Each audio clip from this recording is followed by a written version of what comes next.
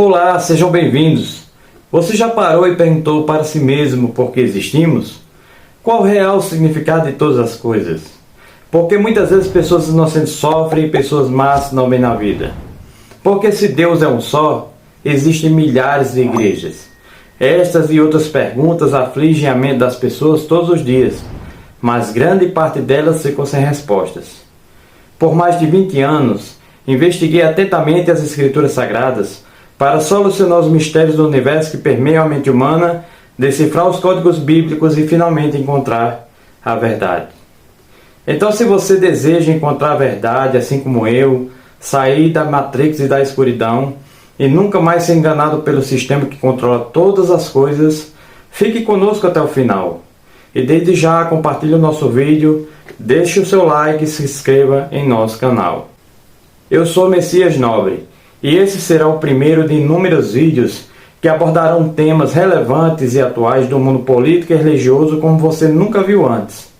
Tudo à luz das Escrituras Sagradas e da sabedoria divina que tem a resposta para todas as indagações e anseios humanos.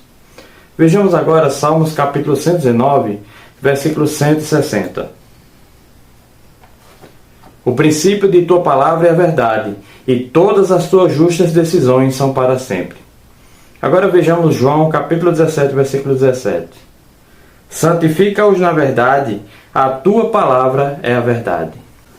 Então percebam que o conjunto de livros sagrados que as pessoas chamam de Bíblia, que todos os cristãos e até não cristãos usam como padrão para suas vidas, é a verdade absoluta de Deus.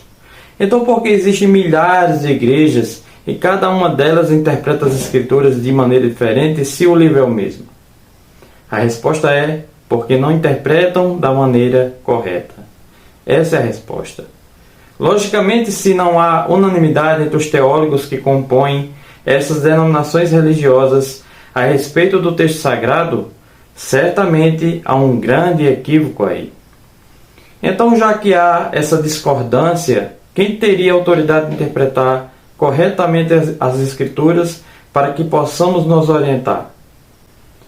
O tema de hoje será como interpretar as Escrituras Sagradas.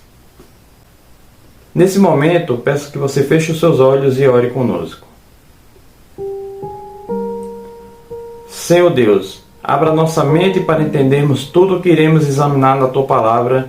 Em nome de Jesus que te pedimos. Amém. Abra sua Bíblia agora em João capítulo 1, versículos do 1 ao 4. No princípio era a palavra estava com Deus e a palavra era Deus. Ele e a palavra estavam no princípio com Deus. Todas as coisas foram feitas através dele e sem ele nada do que existe teria sido feito. Nele estava a vida e a vida era a luz dos homens. Viram aí? Jesus é a própria palavra encarnada. E ele nos dará o exemplo de como interpretar os textos sagrados. Será que alguém tem mais propriedade do que Jesus para decifrar esse mistério? Então veremos o texto da Bíblia que mostra como Jesus fazia para interpretar as Escrituras. Isso está no livro de Lucas, capítulo 54, versículo 27. Então, iniciando por Moisés e discorrendo por todos os profetas, explanou-lhes o que a seu respeito constava em todas as Escrituras. Agora, para confirmar como esse método de interpretação que Jesus utilizou é o correto, precisamos ver outro texto bíblico e veremos o que o profeta Isaías diz a respeito. Isaías capítulo 28, versículos 9 e 10. A quem ele ensinará a sabedoria? A quem fará compreender o conhecimento e a mensagem? Às crianças recém-tiradas do peito? Aos desmamados? Portanto, o que exclama é: preceito sobre preceito, ordem sobre ordem, regras e mais regras sem sentido, um pouco aqui, um tanto ali.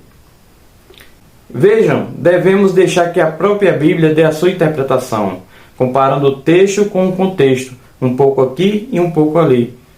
Por exemplo, se eu quero estudar sobre a volta de Jesus, eu tenho que procurar várias mensagens sobre o mesmo assunto, para assim ter uma visão mais ampla e não me basear apenas num texto isolado.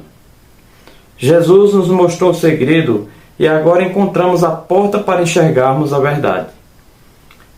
Podemos abrir agora nossa mente e decifrarmos os códigos da Bíblia, fazendo exatamente como Jesus fez, comparando o texto com o contexto sobre o assunto examinado. Esse é o grande segredo. O apóstolo Pedro, também inspirado pelo Espírito de Cristo, estava correto ao afirmar coerentemente as palavras proferidas por Jesus em 2ª Epístola de Pedro, capítulo 1, versículo 20.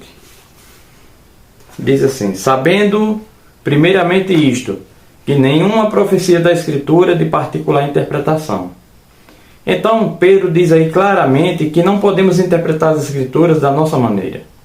Existe uma regra, e essa deve ser seguida.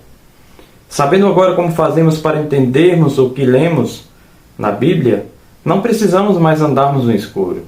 Salmo capítulo 119, versículo 105 diz assim: lâmpada para os meus pés é a tua palavra, e luz para o meu caminho. Vamos ver agora em alguns exemplos bíblicos, utilizando a técnica usada por Jesus de interpretação, de comparar o texto com o contexto sobre o mesmo assunto. Veremos alguns versos bíblicos com símbolos proféticos e iremos analisar a técnica para dar o significado a cada um. Por exemplo, a palavra dragão. O que significa dragão em profecia? Apocalipse capítulo 12, versículo 7. E houve batalha no céu, Miguel e seus anjos batalhavam contra o dragão, e batalhavam o dragão e os seus anjos. Se lemos dragão, você vai ver que não entendemos nada, até porque dragão é um ser mitológico e na realidade não existe. Agora, quando vamos para Apocalipse capítulo 12, versículo 9, fica tudo mais claro. Diz assim: e foi precipitado o dragão, a antiga serpente chamada Diabo e Satanás, que engana todo o mundo. Ele foi precipitado na terra e os seus anjos foram lançados com ele.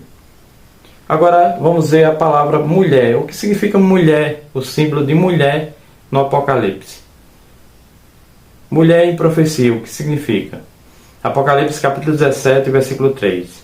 E levou-me em espírito a um deserto, e vi uma mulher sentada sobre uma besta de cor de escarlata, que estava cheia de nomes de blasfêmias, tinha 10 chifres e 7 cabeças. Se lermos em Efésios capítulo 5, versículo 23, podemos ter uma noção do que significa mulher em profecia. Diz assim: porque o marido é o cabeça da mulher, como também Cristo é o cabeça da igreja, sendo ele próprio o salvador do corpo. Então agora vamos ver também a palavra besta ou animal, e vamos abrir novamente no mesmo texto que lemos anteriormente, de Apocalipse 17, 3.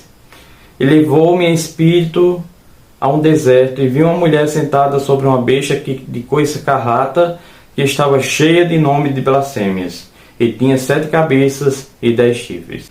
Então vamos ver agora o que significa besta em Daniel capítulo 7, versículo 23. Disse assim: o quarto animal será o quarto reino da terra, o qual será diferente de todos os reinos, e devorará toda a terra, e a pisará aos pés, e a fará em pedaços.